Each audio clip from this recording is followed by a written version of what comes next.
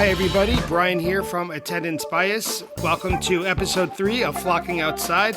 I don't want to take up too much time. I just want to take a moment to say thank you. Huge thank you to everyone who's listened to episodes 1 and 2, everyone who's tuning in to listen to episode 3. Thank you to Brian Brinkman and Megan Gliona of the Helping Friendly podcast for being a part of this. And really just thank you to anyone who's possibly involved, who sent messages, who commented on any social media post about this podcast series. It's really meant the world to me just to try something new, to learn a lot about a band and to either get into them or just form an opinion about them, but most importantly, to be informed about them. So all of your support means the world to me. Thank you so much. I don't want to take up too much time. Let's dive right into episode 3. Hello, everybody, and welcome back to Attendance Bias / Flocking Outside, a mini-series about Goose from 3 Phish lifers. This is episode 3. We're already here, the presumptive last episode, but I think that remains to be seen, ? I am one of your Phish lifers, Brian Weinstein, the host of Attendance Bias, but I am obviously here with my 2 co-hosts, the other Phish lifers, Megan Gliona and Brian Brickman from the Helping Friendly pod. Megan, how are you? I'm great, thanks. And I like how you said that it might not be the last one. Get my hopes up.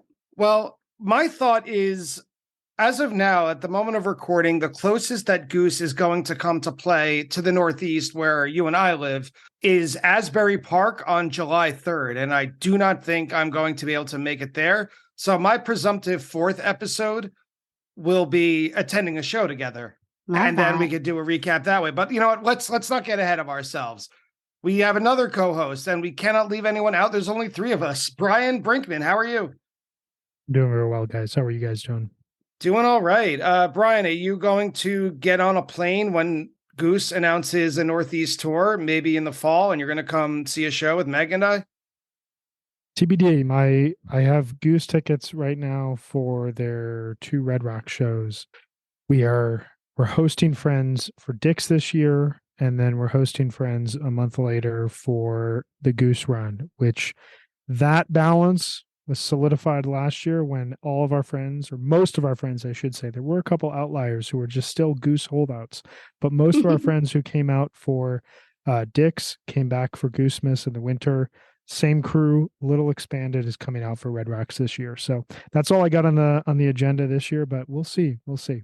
Well, I'm probably going to be going out to Red Rocks too. So maybe that's where you need to go, Weinstein. When are they playing? Early October. Oh, my birthday is in mid-October. It's all lining up. Well, you know, as a New Yorker, I'm so self-centric. I expect everyone that has to come to me because, of course, there can't be any venues or cities better than New York. So I do expect Brian to come out here, whether or not I end up out at Red Rocks in October. Also, TBD. I'm a proud resident of flyover country. This is where I stay. Seems fair. It's pretty nice there. Something's got to give. But you know what? Like I said, we're getting ahead of ourselves. Let's kind of coalesce, if we can, to wrap up our initial discussion, this starter kit to Goose, as I'm beginning to look at it. This is episode 3. In a very short amount of time, episode 1, we just covered the origins of Goose and introduced me to some of their music. It covered kind of their origins up to Goosemas 2020. Episode 2 was kind of the expansion of Goose, covering them from around Goosemas 2020 into the pandemic and their big explosion in terms of popularity and name recognition around then, and ended at the beginning of summer 2022 when Trey came on stage to play with them at Radio City Music Hall of their 2-night stand there. So today, presumably, we will cover that point through the present day. Brian, is that what you had in mind in terms of scope and scale? Yeah, I think it's important for us to show kind of the impact of the Trey appearance on Goose, and then the announcement that came shortly thereafter of Goose and Tab joining up on a dual tour, and kind of everything that's happened to Goose over the last, at this point, 12 months as they've continued to grow and continue to evolve. Great. Well, I've done a lot of deep listening into Goose since we started this whole thing. I've listened to more Goose in the last 3 weeks than I honestly can say with certainty my whole life since I heard them before. And so I have a lot of opinions, mostly positive, almost all positive. Awesome. We did it. This is exciting. Right. Well, you succeeded, but I do have a few hesitancies. I'm a Libra. Everything can't be all one way or all the other. I got to balance things out. Fair. So we left off after Phish sat in with Goose at Radio City for the second night of their 2-night run. Megan, you were there. You were blown away. You said that Trey's playing in Hungersite was one of the greatest things you've ever seen. What happened with Goose after that night or after that tour? Well, we should probably talk about Dripfield before we talk about like the next tour, because Dripfield was actually released on the night of the first Radio City show. So June 24th. So that's when Dripfield was released. And right. They were album release parties, right? Those shows. Yeah, exactly. So that was a big moment. This album is so interesting. I'm so excited to get into talking about this because to me, this is a super strong album thematically. You know, a Dripfield is a piece of earth that's been saturated. And so the theme of the album, Rick's talked about it as being like water kind of like coming to the surface. So it's kind of like creativity or your subconscious or like the deeper parts of your mind coming to the forefront. And I think especially these first 3 songs thematically hold so strong to that. And before we went online to record, Brian, you said that you thought it was kind of like a suite of music when you were explaining that you'd been listening to it that we sent you. And I think that's a perfect way to describe it. These first 3 songs, Borne, Hungersite, and Dripfield, they have such an atmospheric vibe to them. And it's like the perfect set list, those 3 songs in a row. And I think this album is just really, really strong. And they went in intentionally working with D. James Goodwin, who was the producer for like The National and Kevin Morby and Bob Weir. And they did that to do something different and to not make an album that sounds like their live shows. They wanted to do something that was really thinking about songwriting and showcasing like their rhythm section and their ability to use melodies and synths on top of that. And I think they really succeeded. I think this album has such a big sound. And, you know, I was listening to it yesterday and I started listening to some Peter Gabriel after, because it has that feeling of like where, you know, if you think of how like Heroes or Sledgehammer starts, there's like that like creep into the song where there's like this atmosphere that's like laid down, and then you hear like the drums or the keys kick in and it's like boom, you're in this like lush soundscape. And I feel like that's what these 3 songs do so well, especially the beginning of Dripfield really reminds me of that. But I think this is an incredible achievement as a studio album, and really one of the things that I think helped kind of it landed right at the right moment for them too. Well, what do you mean by that, at the right moment? Why was it the right moment? They're playing Radio City and Trey's stepping on stage with them to pass the torch. If you want to start that argument up, you know, and their album drops, which is an incredible album, definitely their best album that they've done so far.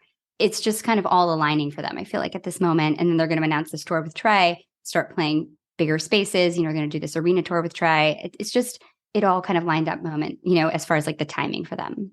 Yeah, I was impressed with the production of the album. You just talked a lot about it, how it just sounds good.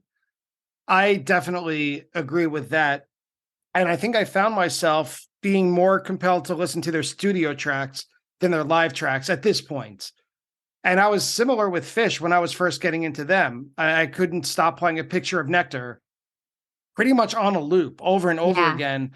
And then Hoist, which was a bit more accessible, a bit more, forgive me, but like bubblegum pop. It was a little bit more easy to digest than like the schizophrenia of A Picture of Nectar. And it's not that I was avoiding their live music. I just couldn't find a lot of it at the time. I was like 13 or 14 years old. I wasn't exactly checking the back of Relics and on RMP Phish. So I had limited resources.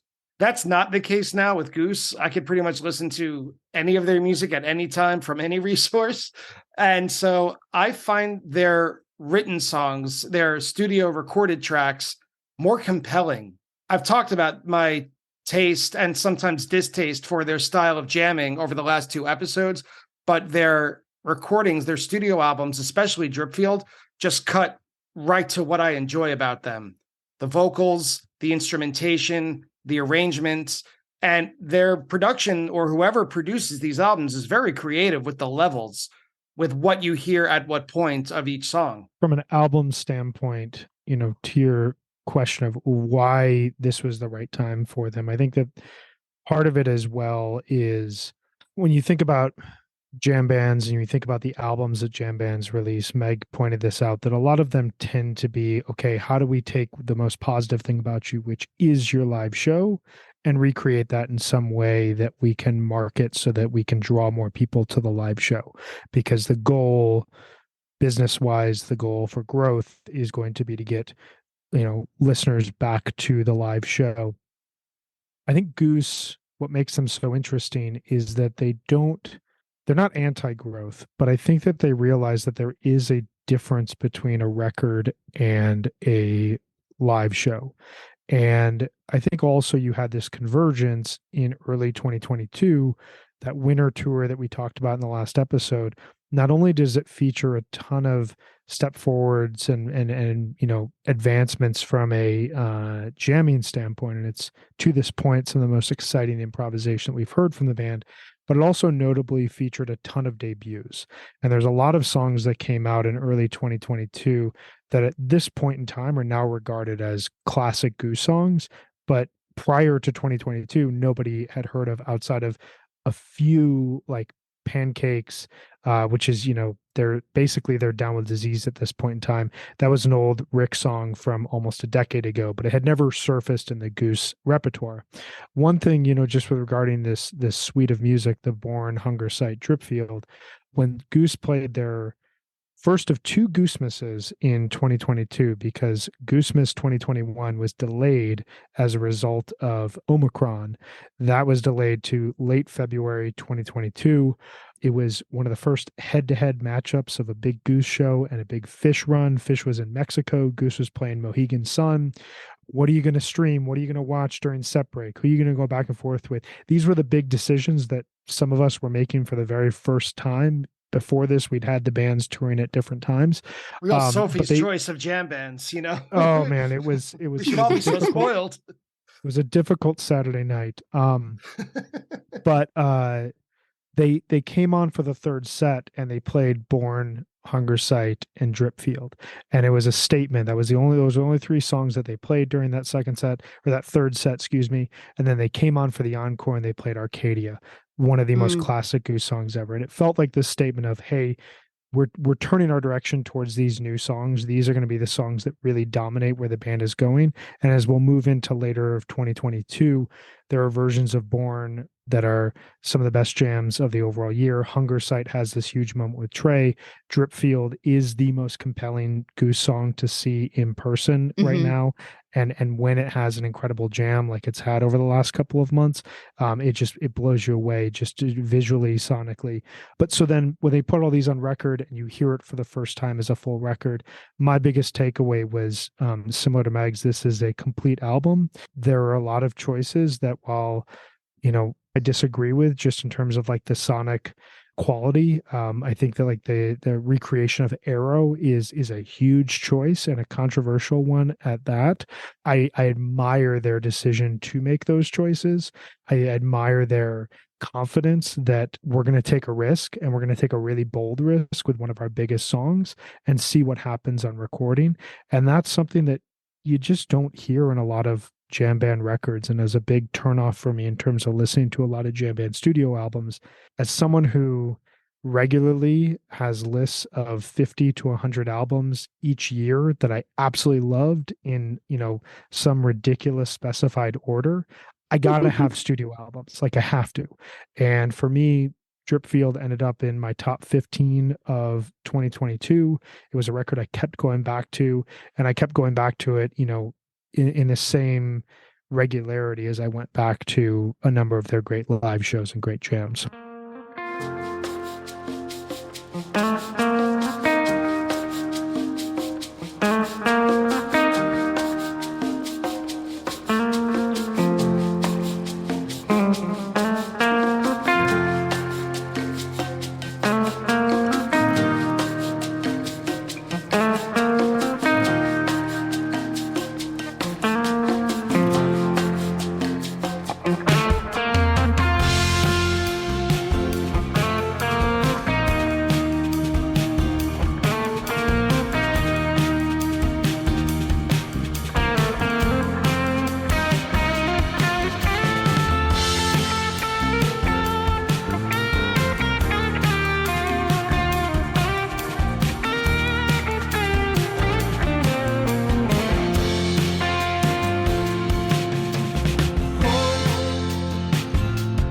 bend like rope.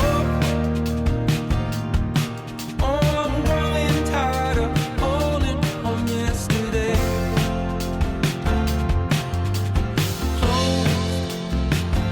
Is that how it goes? I'm glad that you brought up Peter Gabriel, Megan, earlier. When I was listening to Dripfield for the first time, the song, not just the album, but the song itself, my first note was, I like the opening of this song. It has an 80s Duran Duran vibe, kind of like what Stranger Things theme was going for. Yeah, I can see that. Yeah, they've got like those big like 80s drums, like almost like Phil Collins or, just really big studio sound. It's so effective. And I think that's a big misconception about when Phish fans take no time at all to just shit on Goose right away, or they hear, a 2-minute segment of one of their jams. I think a lot of Phish fans are predisposed to think that any up and coming jam band is, quote, a Phish wannabe. Yeah. But Goose stylistically is obviously not. They're very much not. So if you, as a Phish fan who maybe when we were preparing for episode 1 felt that way, I could see it now, thought, oh, these guys, they're Phish wannabes and they suck at sounding like Phish. Well, of course they do, because they're not trying to do it in the first place. And when I was listening to this album on Apple Music, I'm not going to read the whole thing, but on Apple Music, there's kind of like a drop down where you could read a little bio of the band that you're listening to. Theirs is quite long, but I think that their bio is quite revealing. It says, quote, forget Goose's reputation as a jam band. The appeal of Dripfield is how it compresses the spirit of what we think of when we think of jam bands. The optimism, the lightness into a listenable album. And then it quotes Coldplay, or it compares them to Coldplay, Fela Kuti, not unlike R&B or a campfire ballad. And so it's like really pulling from all corners. But the first words are, forget their reputation as a jam band. Yeah, and this is like a large theme with Goose. And I mean, this was when they released, they were approached by Vampire Weekend in late 2020 to release a cut of Vampire Weekend's, I think, like 90-second song 2021 that came out on their 2019 album, Father of the Bride. They tapped Goose to play a 20-minute and 21-second version of 2021, and they released it as a studio cut. And this was officially released from Vampire Weekend. That moment happened. This Apple Music bio reinforces it. The interview that Rick and Peter recently gave to Stephen Hayden of Uprocks Media, they continuously say that their goal is not to be necessarily a jam band, that jamming is just an aspect of what interests them about music. What really interests them is writing high quality songs that have pretty mass appeal. I don't think that they're shying away from that. And I think the Peter Gabriel comp is super apt in that sort of standpoint. And Phil Collins, Genesis at large, I think is a very interesting comp there, because if you think about that band, they started out extremely wild, extremely weird, extremely experimental through their 70s records. And then when Peter Gabriel left, his music never became less interesting. It just was a little bit more consumable. And similarly, Genesis in the early to mid 1980s are making some of the most fascinating pop music around. I think that Goose is in that lineage of there's nothing wrong with a popular song and with a lot of people liking our music. What we want to hold strong to, what our philosophy is that those popular songs are not lazily written, that they're interesting, that they're turning gears in your brain while also being compelling and being something that, you can throw on for any number of people. And they're like, oh, this is really nice music. Yeah. Rick's even talked about how, they've been playing live so much because they're like kind of on this runaway train, but that he really wants to spend more time in the studio writing because that's kind of what he's most interested in. And I would be 100% in favor of it if my opinion counted for anything, because when you say, Brian, when you say that they don't want to be perceived as, or maybe you're kind of paraphrasing what has been said, that they don't want to be perceived as a jam band. But then when you go live and play 35-minute jams on almost every track, it kind of works against you, I think, in a sense. Yeah, it's definitely catch-22. And it's something that, like, they say something in the interview, and I don't want to get too off track, but like they say something in the interview about maybe we don't need the type 2 Phish fans to help us grow. I take a slight issue with that because for me, my interest level, and similarly, if my opinion counted for anything, my interest level would wane slightly if they moved away from the jams and focused solely on the songs. I would still be very interested in the band. I'd still be very interested in their songwriting, but like that need to follow every show and to listen to every show and to discuss every show hinges on the fact that personally I really like their jamming and I like the direction that their best jams go in.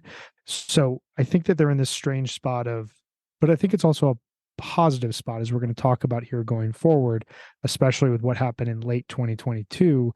They're in a spot where they have this extremely dedicated, extremely loyal fan base that as they nurture those people, they will continue to grow and they will continue to rise up to larger and larger venues. And presumably that will put them in a position of more financial security so that they can do what they want and they don't have to worry about, paying the bills with each successive tour, but that also they will have the freedom to focus on songwriting, spending more time in the studio. They've talked about how when they look ahead to 2024, they don't want to plan an entire year of touring. They want to really intentionally have tours and then have breaks where they can write songs, they can record songs. And so I think we'll see the happy medium once they kind of reach this point of sustainability where the touring will start to drop off, similarly to what we saw with Phish around 1996, 1997, when they went from playing 140 shows a year to playing 90 shows a year. I think we'll start to see that, but I think we'll also start to see this songwriting continue to mature and continue to grow and more risk being taken in the studio. I hope so, because that's what's drawing me in right now. And I could go a year without seeing them, but I would, if they released an album tomorrow, I would listen to it right away because their songwriting is what's drawing me in. So after these album release party shows, after Dripfield is released, what's the next big step? The latter half of 2022 unfolds as I've affectionately called it as an extended job interview. The Trey appearance had been rumored 2 months prior at the Sweetwater Festival, came to fruition at Radio City. And it's clear in hindsight that it happened as kind of like a test of this larger announcement that the band had to make in, I believe, July or early August. I forget exactly when the announcement dropped, but at some point midsummer 2022, they announced the Taboos tour. Tab was going to headline so that Tab would have its opportunity to play these larger venues in the East Coast. Goose was going to open, and both bands were going to have basically a 90-minute set. And this was a huge opportunity. And this is something that Trey has never really done outside of, past 1994. Phish did not bring on young jam bands as opening acts. It's a topic for a different podcast, but, you do wonder what 1998 Phish would have done for the Disco Biscuits, or 2.0 Phish would have done for Humphreys McGee, or 2014 Phish would have done for a band like Twiddle. You had these series of young jam bands, and it's something you've brought up consistently throughout this series, Brian, is what makes Goose different. I think one of the first things that, people like myself, like Meg, who were on board with this, saw as a clear sign of what makes them different is, and perhaps this is an age thing, but Trey recognizes there's something in this band that I want to latch onto, I want to promote, and I want to help take them to whatever the next step is, help mentor them in whatever way I can. In terms of what happens, they return to Peach Fest in early July. They play a late night set on the main stage. Really, really cool set filled with just like top tier Goose songs, similar to what we heard in 2019, but advanced now 3 years. We get a Factory Fiction, which is this huge blowout rare song that has been played, I think, only like 14 or 15 times throughout Goose's career. And it's kind of the song that when it drops, you know that you're seeing a pretty special show. They play Newport Folk Festival for the first time, playing an electric set as well as an acoustic set. And then in August, they do a tour starting at the small stage at Meriwether Post. Coming out west, they play the Dillon Amphitheater 2 nights where they play an outstanding version of the song Borne, one of the top jams of 2022, and all kind of building up to their first show at Red Rocks. And the show at Red Rocks is kind of exemplary of the latter half of 2022 in that it is far from the best Goose show you'll ever see or hear. It feels very tight. You can feel the nerves of this band knowing in the moment we're stepping forward, we're taking this next leap. From my experience being there, it was one of the most electric concerts I've ever been to. The amphitheater was filled an hour and a half before the band came on stage. There was Wow. just a buzz in the air. There were just people who either had just jumped on board or had been listening to the band for, the last couple of years, who were seeing in real time this band take this next step. And they played a bunch of classic songs without going super, super deep in terms of improv. And that kind of defined the latter half of the summer tour, the fall tour. Both summer and fall were fusions of festival sets at really big festivals, big step forwards in terms of venues that they were playing. And all of this kind of led up to the Taboos run that began in early November. Just quickly, a few highlights just for the fans out there, because there was really compelling music. The 8/13/2022 Earthling or Alien, one of the most derided Goose songs, rightly so, ever. It's With a sometimes title like that, how could it be? it's slightly offensive how much I don't like this song. It's a little The cringy, jam- but the jams are good. You're It's a making me a little list, cringy. Brian. You make lists. I got to hear the Ghostbusters rap, and now I got to No. hear this Earthling, whatever alien. I'm gonna have a whole new playlist by the Avoid time this them. episode's over. Avoid them like the plague. No, Earthling or Alien is a much derided song, but it developed into an outstanding jam vehicle in late 2022. The Borne that I mentioned from Dylan, the October 1st, 2022 Dripfield, which contains 3 to 4 minutes of post jam soloing from Rick. It's Ricky Garcia. It is him channeling the big guy. It's unbelievable stuff.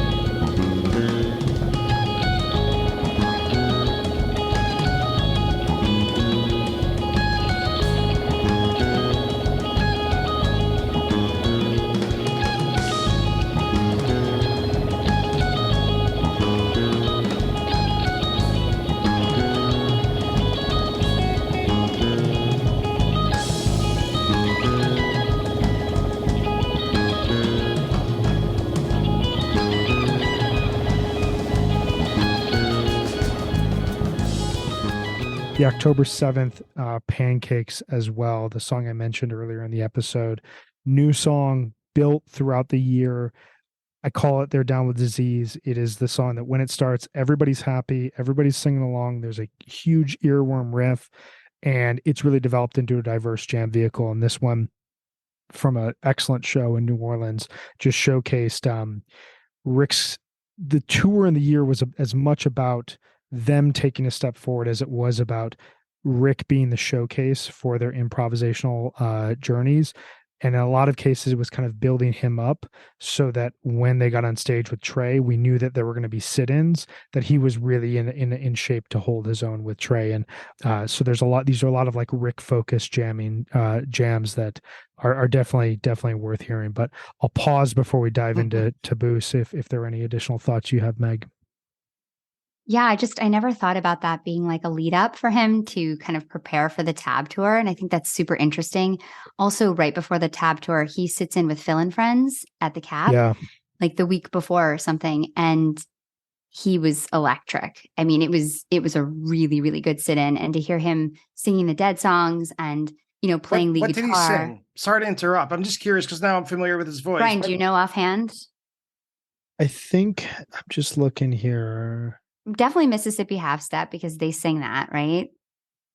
Yeah, I believe the show I saw, Chaperone. he did Sugary, Yes, please. Scarlet, and a verse of Terrapin. He didn't sing as much as I thought he was going to. Oh, Really? he sang Dire Wolf as well, which was great Oh, because God, I love that song. Trey asked to open up fairly well with Dire Wolf for the chorus itself.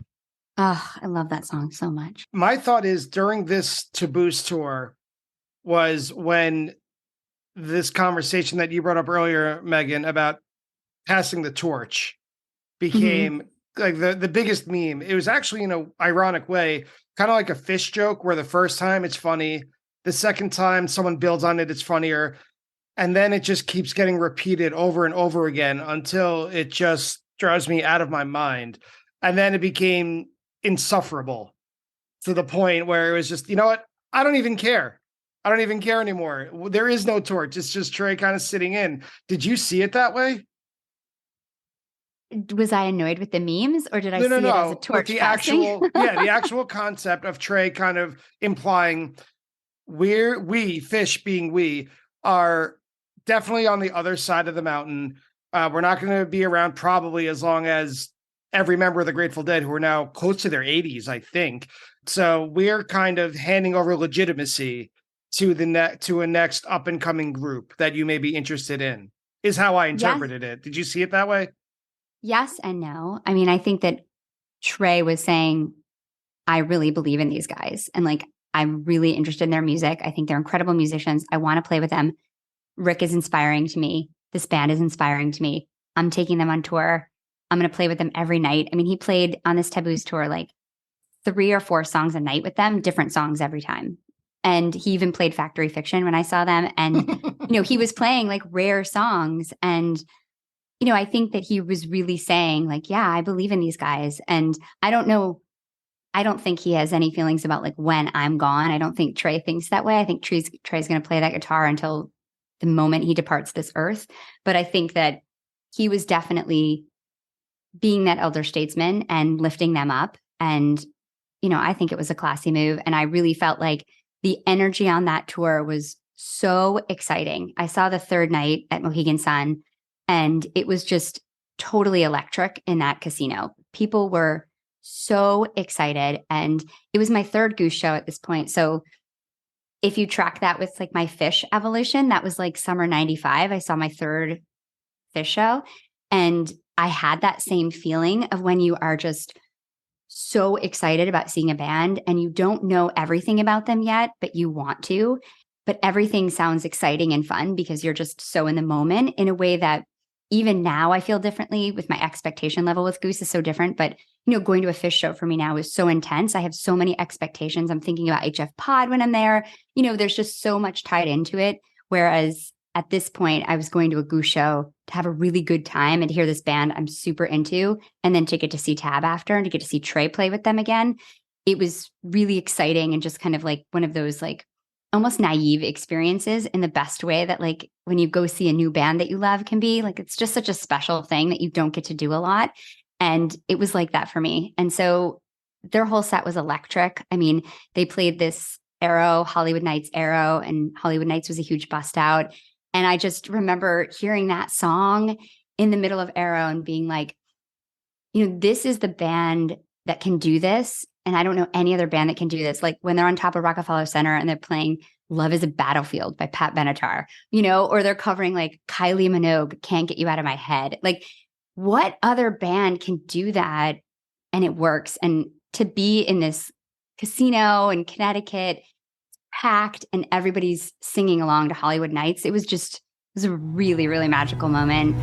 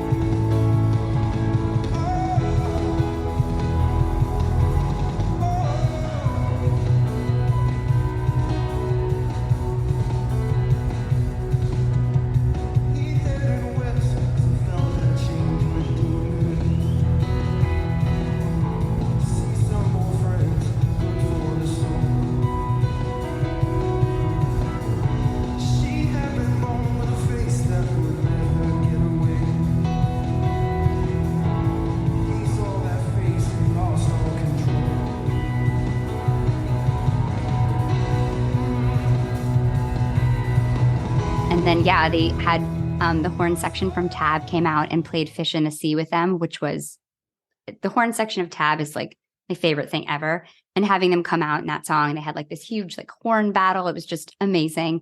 And then they played Factory Fiction, which I didn't really know at the time, but Brian told me it was a big deal. So I was like, okay, I'm going to like pay attention and recognize this is a big deal.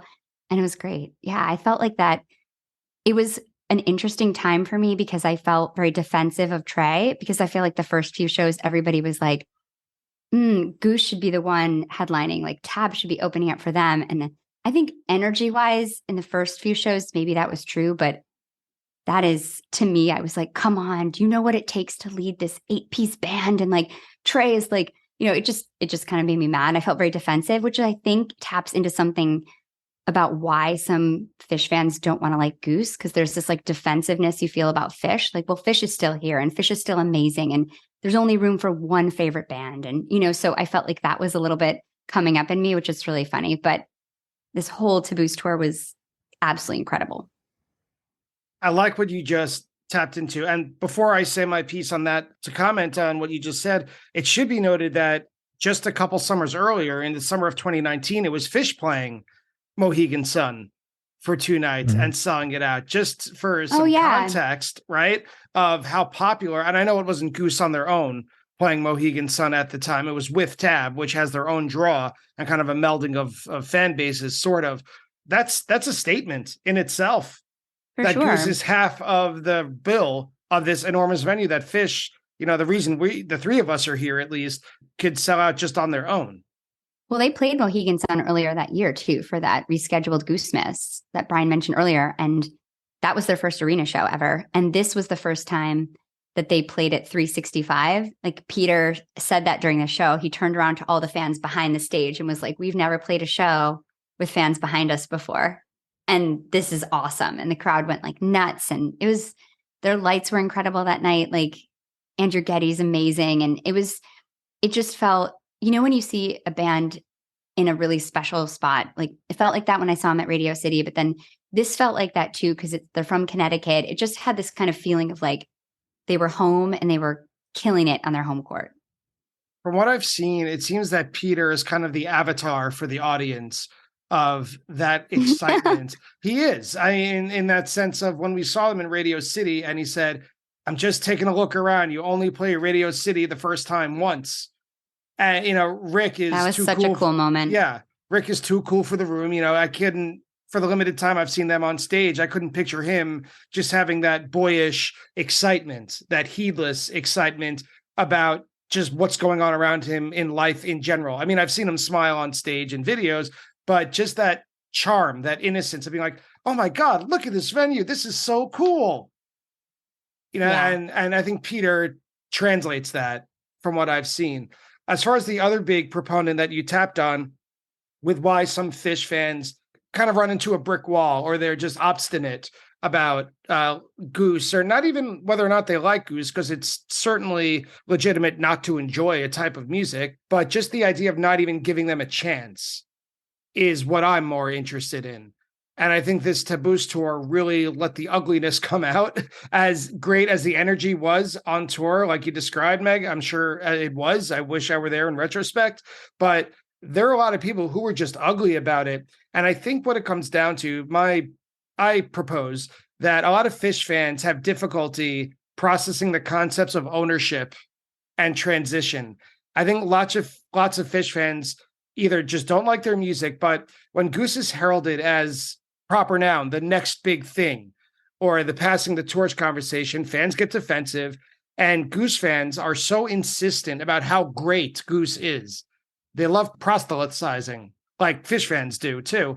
I think the natural reaction is to become defensive if you're into Phish and to look for criticisms to hurl back. And Phish has been kind of the undisputed top of the jam band scene since, 94, 95? That's almost 30 years. And when there's a new group coming along where younger fans are proclaiming, this is it, this is the next cool thing, it's easy for Phish fans to simultaneously dismiss them as a reaction to maybe being a little afraid. What if it's true? What if these guys are that good? There is a sense of fright there. And finally, the last piece on this is that discovering Phish is something that's kind of personal and unique to each fan. And especially us older fans, they are, and they always have been, like, way off the mainstream. So to hear their music, you needed a friend, or you needed an older sibling, a cousin, a family member at Thanksgiving that you, quote, took a walk with after dinner, to kind of let you into this secret club, because you're not going to hear them on the radio. You're not going to see them on MTV. And that's how I felt. But right now with Goose, everything is available and ready to be explored. Like, no effort needed. I mean, that's not a bad thing by default, but for me, it takes some of the thrill out of it when there's an army of fans waiting to tell you how awesome they are. It seems a little less personal. It's not like a secret club. It kind of is, because not everyone's heard of Goose, but at the moment, it's not as secretive. Like, it's not as personal. I didn't get an envelope in the mail with a tape that I had to rip open with personalized handwriting, tell me what set list this is. And oh my God, there's a song I haven't heard yet, when I can go on nugs.net and find every version of it that's ever been played. And on Twitter, there's other Goose fans tripping over themselves saying how this is the best version of this song ever, when it's less than 3 minutes old after it's stopped being played. I'm going to try to understand it. You don't have to. No. I think it's an interesting discussion, because I think ultimately it starts to, like, technology just advances, and it feels very get off my lawn-ish to in 2023. And I'm not saying you take this stance. I mean, no, for what it's worth, I was aware of how old I sounded when I was talking. I'm very well aware. To me, like, yeah, it's a statement of fact that it's easier to consume music that was harder to consume in the 90s. But I've never really understood how that means that consuming music in the 90s was somehow better because you had to work harder. You still have to listen to it. You still have to try to understand it. You still have to contextualize it. And, that takes time, that takes effort. Just because the technology has reached a point where we reach that music doesn't mean that 22-year-old today who is receiving Goose by way of nugs.net or Bandcamp is any less dedicated or knowledgeable about that band than a Phish fan who had to wait weeks for tapes. Like, I get the lore, I get the nostalgia.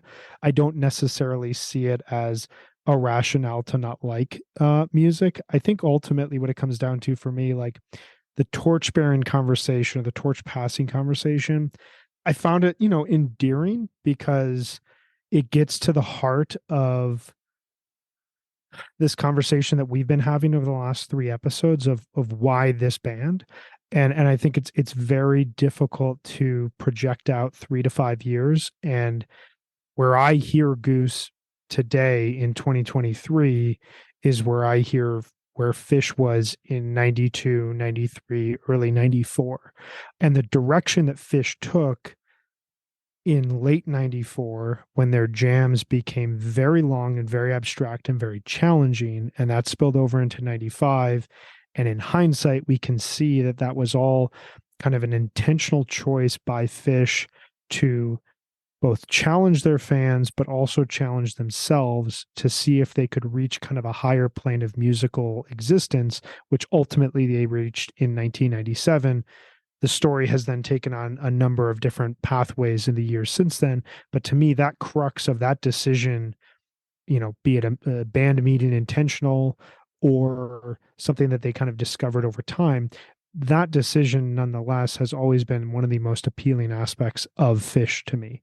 I don't know if Goose is going to go in that direction. I have no idea if we're ever going to experience a fall 94, summer 95 type of Goose experience where they become downright scary, very challenging, and that like deliberate musical direction that the band took in the mid 1990s, Phish this is. I don't know if we're going to experience that with Goose. I kind of want to, because I really like that darkness, and I think that it would complement the beauty and the production and the professionalism of Goose. But I have no idea if that's what they're interested in. So to think 3 to 5 years out right now, and are they going to be the next thing? It's really hard to tell. When I thought about the torch-bearing conversation, to me, I see it through the eyes of a Phish fan who loves Phish. Phish will forever be the best band I've ever heard. There's no band that will ever come close to topping what Phish has done for me from a musical standpoint, from a intellectual standpoint, from a friendship standpoint. What Goose is for me is a band that shows me that experience with Phish is not the end all be all, that there are other options for that. And I'm sure that there is someone out there who has had this exact same experience with Humphreys McGee or with the Disco Biscuits, or with a lot of bands I never really went down the rabbit hole with. I'm sorry to cut you off, Brian. I want, when you're talking about how there are these feelings and these experiences to be mined from other bands and other groups, it's anywhere that you're passionate enough about and that catches your attention well enough. I didn't mean to cut you off. No. I mean, you're absolutely right. And I think that that's like the thing that we get caught up on is Goose the next great jam band? Are they the next band? Is Rick the chosen one? All these big questions that ultimately there's no way to answer them. To me, it just comes down to, what do they want to do as a band? Are they going to keep bringing fans on board because what we originally hear and we like the direction that they're going in? Or is what's happening right now the highest of highs that they're going to reach, and they're going to either plateau or they're not going to be a band in 5 to 10 years? Nobody can predict any of that. It's interesting because the Taboos tour coincided with, I left all social media at the end of October 2022. Once the sale went through for that nut job in from South Africa, I was gone. I had no interest in staying on for the ride. I had no interest in seeing what Twitter 2.0 was going to look like. And I left everything. So the anger, this frustration, the discussions that were happening online ultimately meant nothing to me, because it was the first tour that I was following of any band that I loved, that the only discourse I was happening was with my close friends who were either at the shows or were following the shows along with me. And so for me, the torch passing is less about, yes, Goose is the next Phish, written in stone, definitive, you're either on board or you're off. For me, the whole experience was, Trey never had this. He never got this. Yeah. He was never gifted this experience. He didn't, as far as we know, have a relationship with Jerry Garcia outside of him being a fan. And what Trey went through from 1995 to 2007, where life and creativity intertwined in a way that led to some really amazing places, but also some really challenging places, and some places that, a lot of fans never even want to revisit from a re-listenable standpoint. Thankfully, he figured a way out of it with a lot of help, a lot of support. He was very, very lucky. And we were able to get this second act from Trey.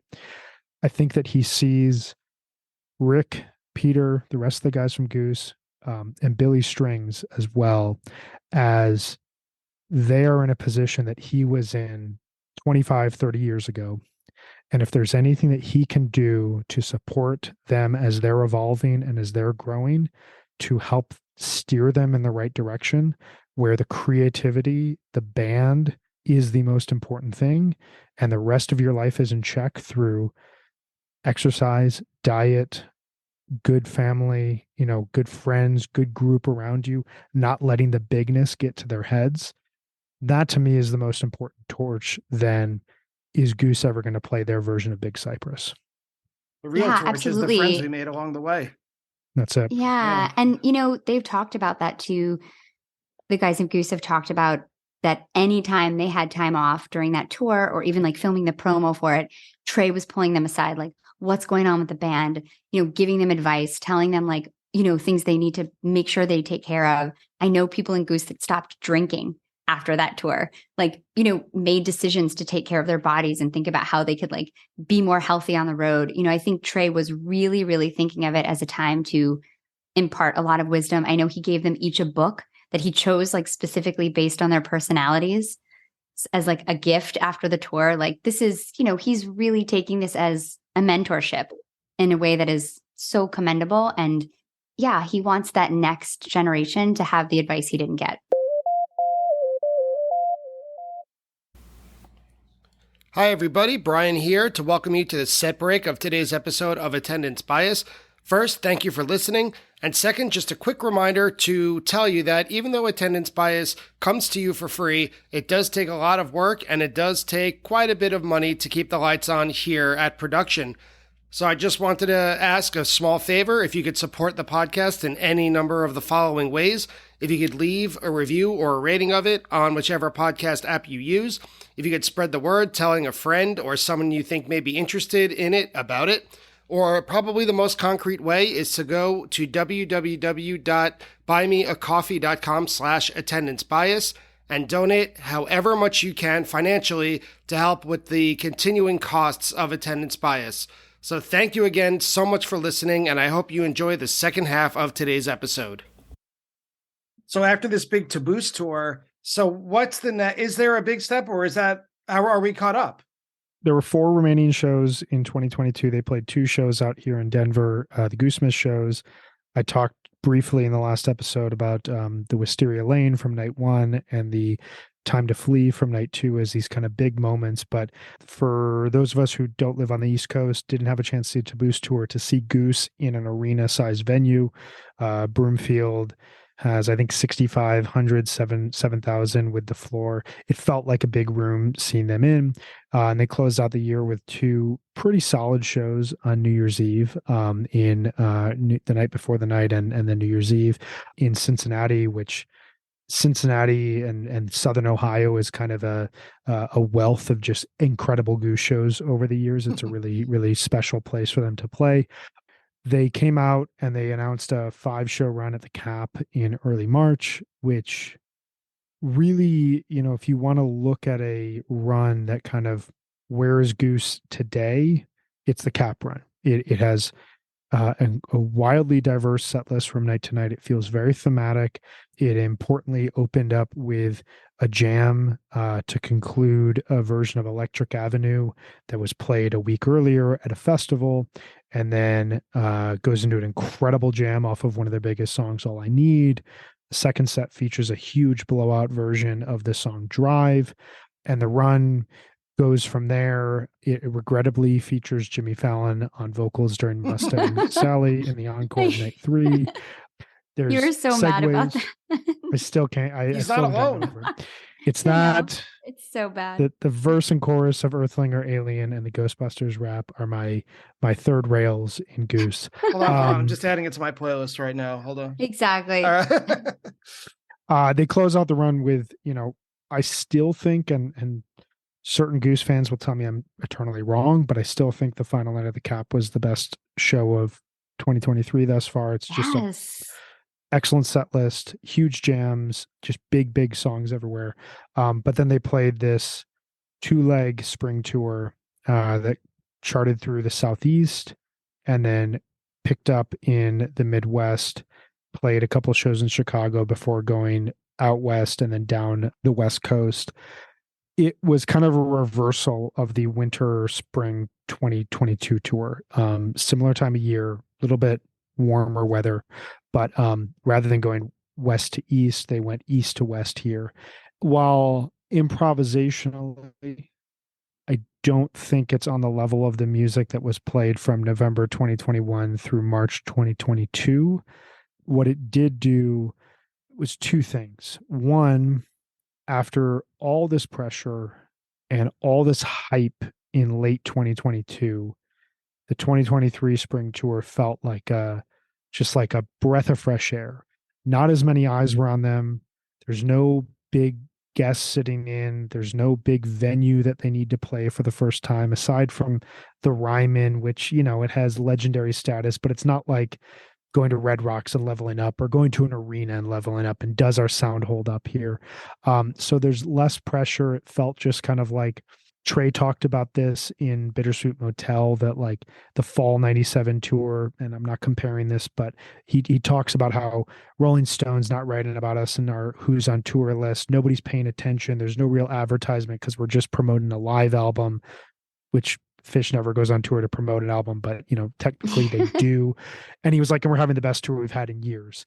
And you know, that sentiment was slightly felt on this Goose tour, where it was like the eyes are off of them, the press is off of them. The people who are coming to these shows are diehard Goose fans and new Goose fans who've been converted, but they're playing venues that it's clear in a year they're starting to elbow their way out of these venues.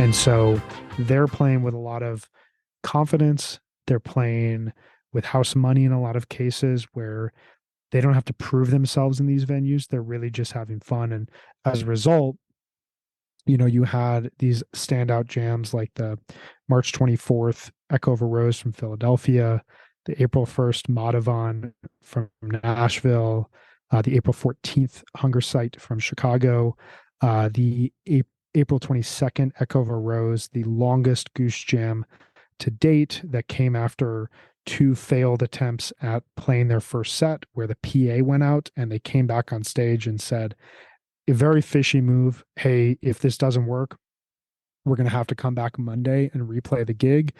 PA was fixed, and to treat their fans, they played a 44-minute version of Echo of a Rose, one of their best songs, one of their best jams they've ever played. And then the Eugene 425 version of Borne, that is just a complete vibe. It's one of the most cohesive jams. And that's just like the tip of the iceberg stuff. Ultimately, where we have them now in late May as we're recording is a band that has really proven themselves from a professional standpoint. They've nailed all the tests. This is a big sit-in with Trey. Could have failed, and who knows what would happen. This is your first time playing Red Rocks. Played it very, very, very, very, very solid show to say we can hang in Red Rocks. Now they're coming back for 2 years, or for 2 shows. They played arenas consistently for the first time. There's no chance that next spring, next summer, when they tour, they're not playing these bigger venues. Even if they can't pack them, they're going to take the chance of playing them. And finally, even amidst all this pressure, the core of what made Goose really appealing to people like myself is still there, which is really high quality songwriting, performed really, really well, and jams that, while they do not dip into abstract experimentation that I think drew a lot of Phish fans in, the jams are narratively fluid, they pay off, they showcase each band member, and slowly but surely we are hearing kind of the weirdness, the darkness, the experimentation filter into it in a way that only gives me hope for where they're going to go forward. Yeah, I mean, I think just really quickly circling back to the cap, and then I'll move through to where I think they're going. But, you know, I mentioned that that's the run that made me a super fan, and it's true. I think that accomplishment was so incredible to have the strongest nights of the run be the first and the last too. It's just so smart. And they did an event before the last night Arevalo did, which is the acoustic version. It's like Jeff, Peter, and Rick, and they played acoustic in Garcia's at the Capitol Theater. And RJ and Tom Marshall interviewed them, and it was so intimate, and people were lined up to get into that venue so early to be at this Arevalo event. And to hear Rick and Peter and Jeff about 3 feet away from them talk about their songwriting and see their personalities and have them be really open and accessible, I think it also spoke to a lot about who they are as a band and how they're trying to connect to their audience in a really authentic way. And to me, it was really breathtaking. Arevalo is incredible. Jeff plays a stand-up bass, and Rick and Peter on acoustic guitars. And it is just incredible to be in the room and to hear them play acoustic. They're all incredible acoustic musicians. But anyway, I think that night of the cap, the last night, I saw one night, 312, that Brian was talking about. It was the best concert that I'd seen all year. And I went to Phish Mexico. I'm not trying to directly compare them, but I think from start to finish, from a flow standpoint, from an energy standpoint, from a feeling of having the crowd in the palm of your hand, they delivered that night in a way that it blew me away. And it really like changed how I felt about Goose and just really kind of influenced, you know, my commitment to the band. And I think when they went on the rest of their spring tour, Peter's talked about how this tour was sold out beforehand, well beforehand. So they knew they didn't have to like win anybody over anymore. Now they can book a tour with big venues that's going to be sold out. So they're playing to a crowd that they know loves them, which is a totally different feeling. And I think that that allows them to take more musical risks. And what's been super cool is that in doing the work for this podcast and listening to a lot of these jams chronologically, it's been incredible to hear the growth and to hear how they are coming together and listening really well, and also just taking more risks in their jams. And now that I have better understanding of kind of what they're going for and what their influences are, I listen to their jams in a totally different way. And so, yeah, for me, it's so exciting thinking about being in a spot with a band that's in a moment of huge growth. I remember feeling like this about Phish. And it's just one of those kind of Pandora's boxes moments. Like the reason I wanted to do this podcast was because I haven't felt like this since I discovered Phish, where there's this band that I want to know everything about, hear every song.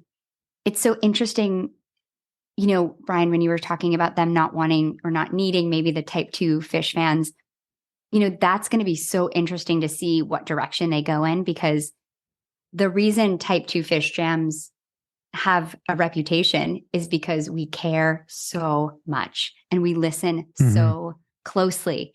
And to engage a fan base that intensely for a long amount of time, you have to be jamming, because I don't, unless you are a huge pop band that's just going to you are a Coldplay or a U2 and you're going to be able to sell out big arenas. And unless you're going for that, which is pretty hard to do, you have to engage people critically and really deeply in a way that I think a lot of jam bands don't have the depth to be able to hold on to. And so that's where Goose sits right now. And I would challenge to say maybe they do want the type 2 Phish fans, or the type 2 Goose fans, I should say, because that's like what's really going to keep people engaged for their lifetime, right? That's what's going to make someone like Brian or me that listens to a lot of music, and does it critically, that's what's going to keep us super engaged. And so I hope that they don't worry too much about having this kind of jam band moniker, and they just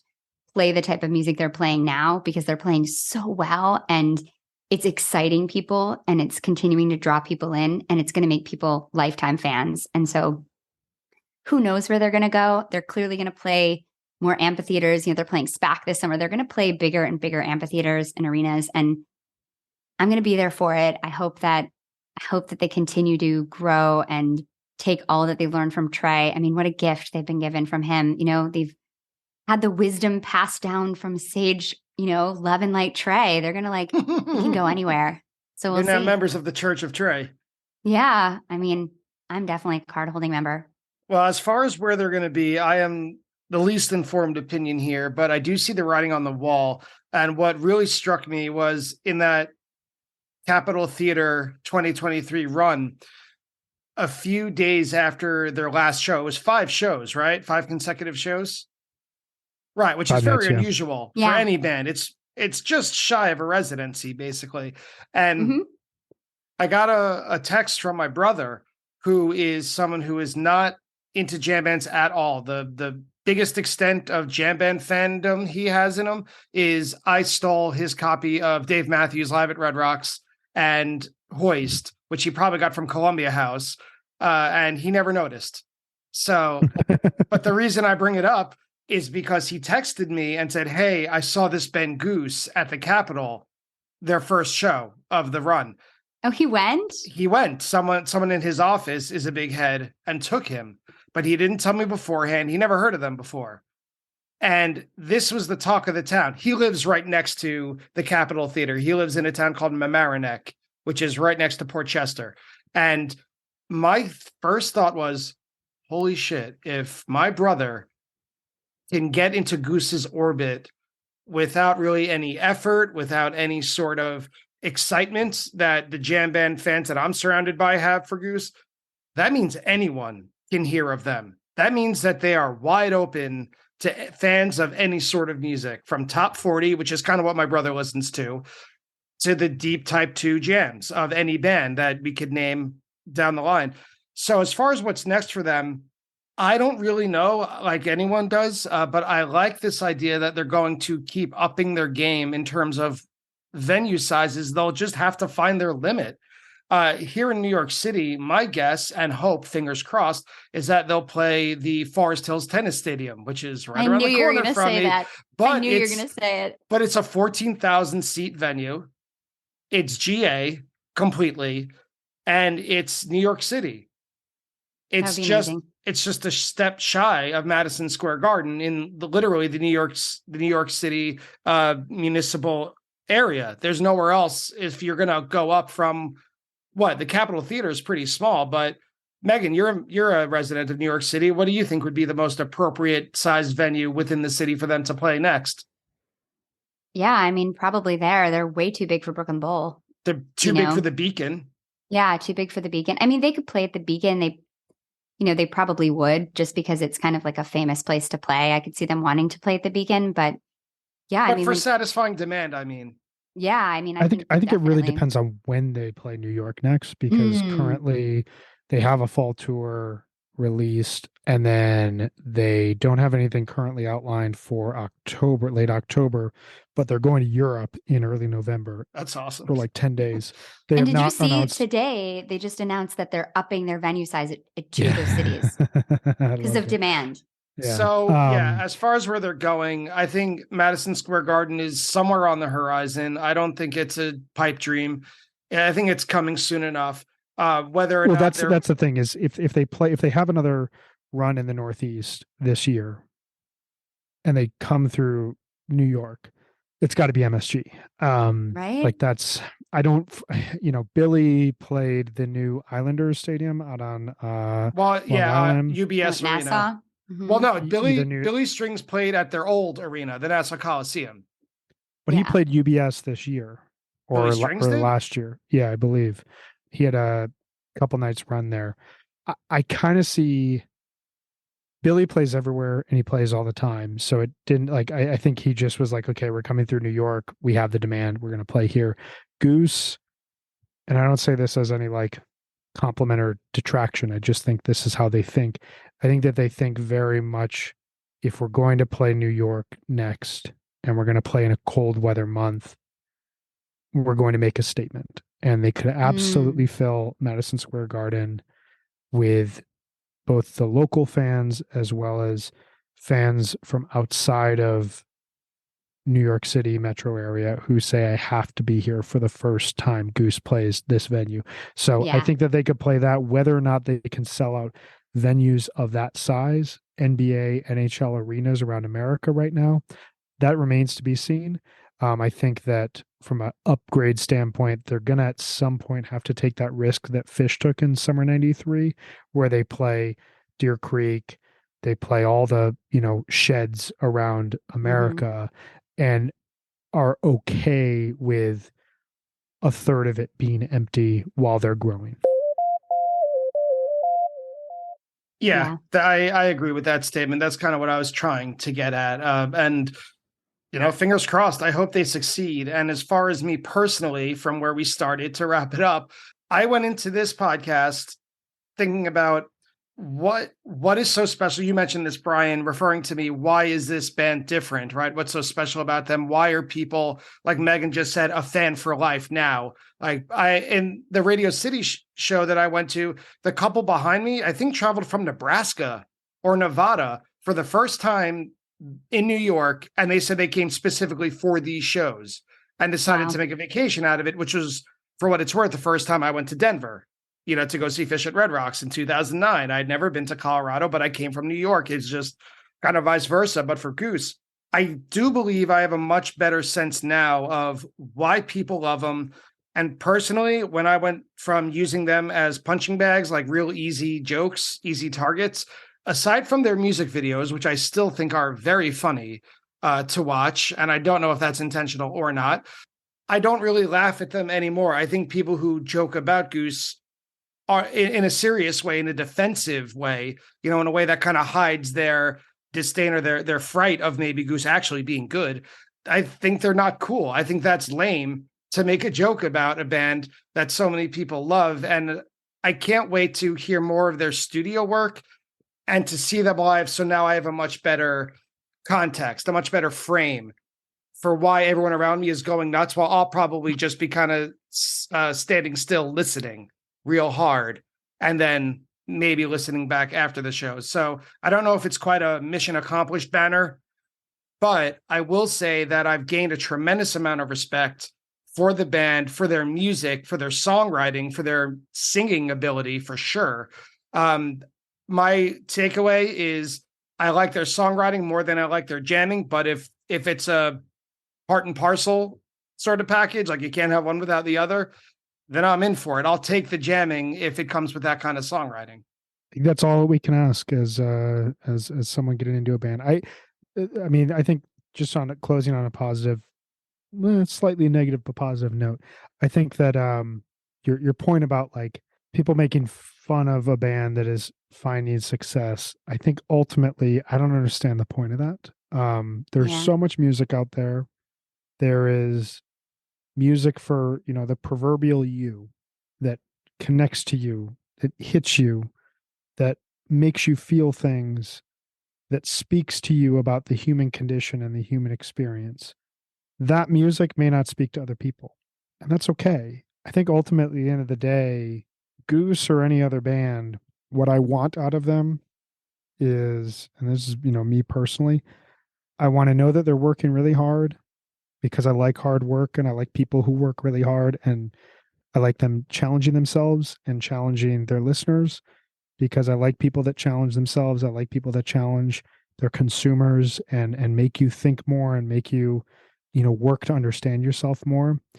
I like seeing people who are really talented at something just shine in that area. And I think Goose ticks all those boxes.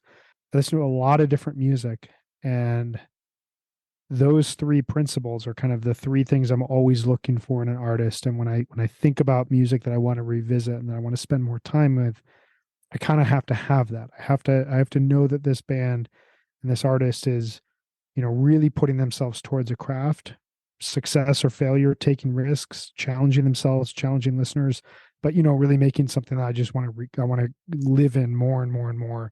For some people that may not be Goose, and that's totally okay. And I think that where this band is at, if that's where someone listening to this podcast is at, you're not doing anything wrong. It's just not for you, and that's okay. There's a Well, lot of that's things where that a I lot of was people at the love. beginning of episode 1. Right. Yeah. Yeah. And I mean, there's a lot of music that a lot of people continuously tell me you got to get into this, and it just doesn't do anything for me, and that's okay. No, I That's don't. just the way it goes. But it's so interesting because kind of circling back to what we were talking about earlier, in the sense that now I think there's more competition for what to listen to. I think that music being so accessible now actually makes it harder to stand out and to be something that you go back to over and over again. And so, it was kind of hard for me to get music like in the 90s. Like I had to like work at it. I listened to the same fucking Grateful Dead tape like 200 times. It was tough. And now it's so easy to get music and to still be something that I want to listen to more than other stuff, and music that I want to return to is really what makes me know that I'm compelled by this band. And I've been so compelled by this conversation. Thank you so much. This was so fun, you two. I really hope we get to do it again.